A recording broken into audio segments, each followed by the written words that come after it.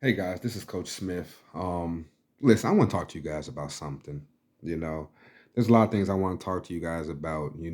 I've dealt with a lot of traumatic experiences in my life. I've dealt with a lot of things that a lot of people need to know about. I've dealt with mental health. I've dealt with lust. I've dealt with addiction. I've dealt with a lot of things.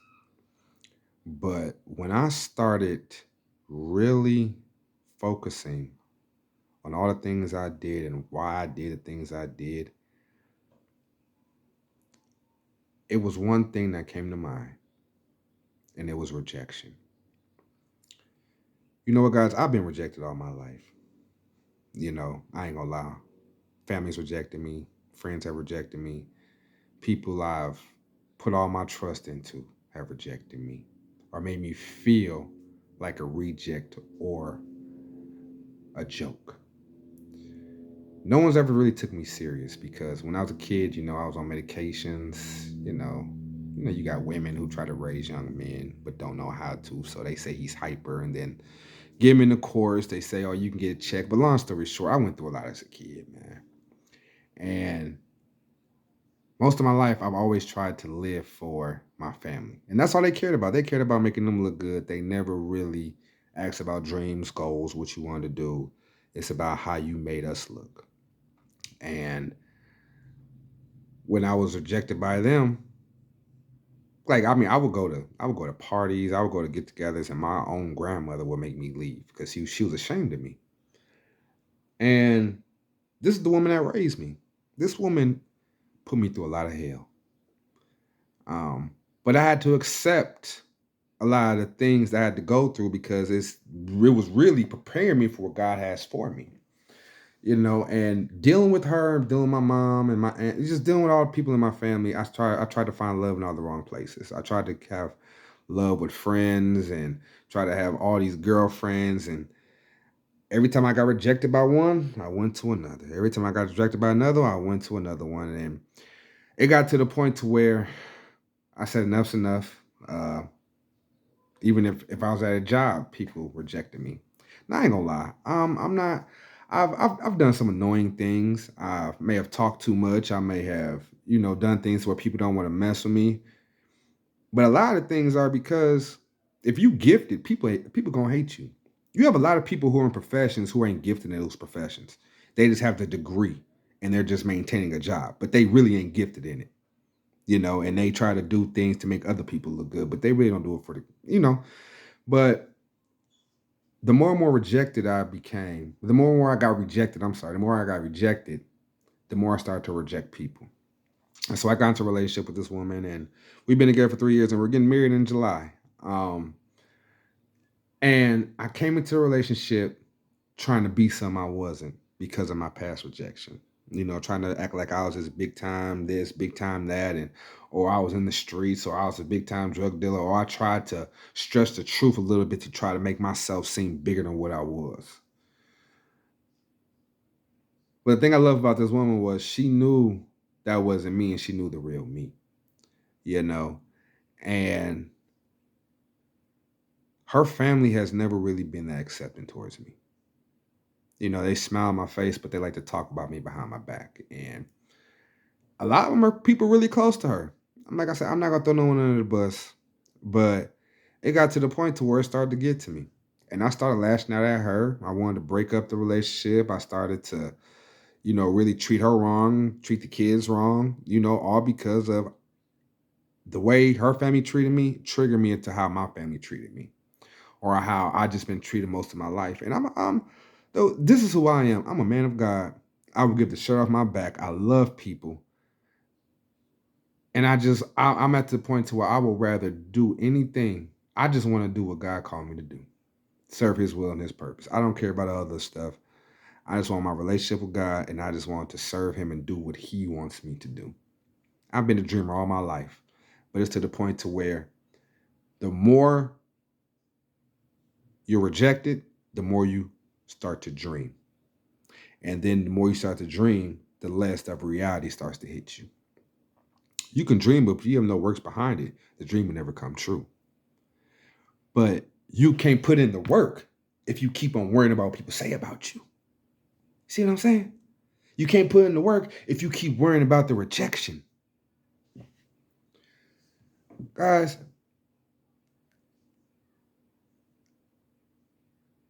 it got so bad for me. And I became so bad to where I started rejecting people around me who never once rejected me. I started rejecting people who accepted me. And I started accepting the people who rejected me. And let me break that down for you. And that's what a lot of us are doing. A lot of us really are accepting rejection and denying acceptance. You may be rejected. We're accepting the rejection from our peers, our family, and the people who really don't even matter in your life. You're allowing them and their rejection to affect you, and you're blinded by the acceptance God has already given you. You already accepted, and I really didn't understand that what it was like when they say, "Well, God loves you," until I really felt God's love. And when you feel God's love in His presence, you all you can do is just cry. All you can do is just just want him and just want his presence. You don't care about no one or nothing around you. You don't care about none of the rejection because you know you're accepted by God himself. And I'm just here to relay a message on to somebody. You may be rejected. Your family may be talking about you. You know, people may be coming at you wrong. People may, people just probably don't, people just may think you a joke. People just don't want nothing to do with you. And you try and try and try so hard to help them and give yourself the back, and you still feel like people still don't love you. But you know what? That's because you were called to greatness. Let me tell everybody here something. In order for you to be great and for you to be a legend and do great works, you need haters and you need your enemies. Because the more haters and enemies you have, the stronger you become. So when you speak, act, or whatever you're doing, and your enemies try to attack you, it won't phase you because you know how to keep going because you are valuable and you are effective. Are you effective? Yeah, that's you want to be effective. So don't worry about the rejection. Let them talk. And if people reject you, that don't mean you go out and reject people. All right? You have to love everyone. Now there are some people who you just can't deal with. But that's when you go to God the Father and say, Lord, I can't deal with them, but Lord, I know you accept them. If we all do that as people, I'm not even going to use race. I'm going to use God's people. If God's people do that and stop putting each other down and stop rejecting one another, ain't no telling where we can go or how powerful we can be. But to the ones out there who've been rejected, remember Joseph? They were jealous of him, threw him away. He had all kind of crazy situations going on in his life. But he went from the prison to the palace. Hey, let me tell you another story. One of my favorite pastors or preachers and one of my favorite sermons is by Bishop Noel Jones. Shout out to Bishop Noel Jones. I'm a huge man, dude. I love what you do. But one of his sermons is called "I'm Not Built to Break,"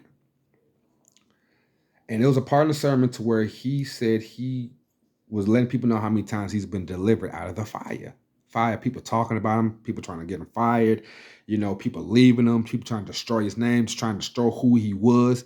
But he said he will not break because he's been delivered out of the hands of the enemy. And then he got to speaking on how Shadrach and Meshach and Abednego were in the fiery furnace and this king wanted to kill him. And they said, no matter what you do, we ain't going to bow down to this. And when he cranked up the heat, God was in there with him. And they'll come to find out King Nebuchadnezzar ended up bowing down to God himself. So it's going to work out for everyone. All you got to do is not worry about the rejection. Don't worry about the fire. Don't worry about what you're going through because God's got you covered because you were called to make a difference. You were called for real purpose. Let them talk. Let them reject you because you know your heart and God sees your heart. Hey, keep going. God's got you. Because while they reject you, God accepts you. And the only way to move forward in life is accept the rejection and accept That is, your past does not dictate your future. It does not. And if anyone wants to bring your past up, shame on them. Because personally, I don't want no one in my life whose future is my past. And that's when you got to go to God. Hey, guys, I'm just speaking from the heart here. I'm letting you know I thank God for every rejection, every trial, tribulation, every go away God has given me, every termination. I mean, everything that has happened, every embarrassment, everything that's happened to me. I thank God because those no's are starting to turn into yeses. Those go aways are turning to come. Those rejections are starting to be turned into I love yous. God is faithful. He's faithful. And he will always accept you.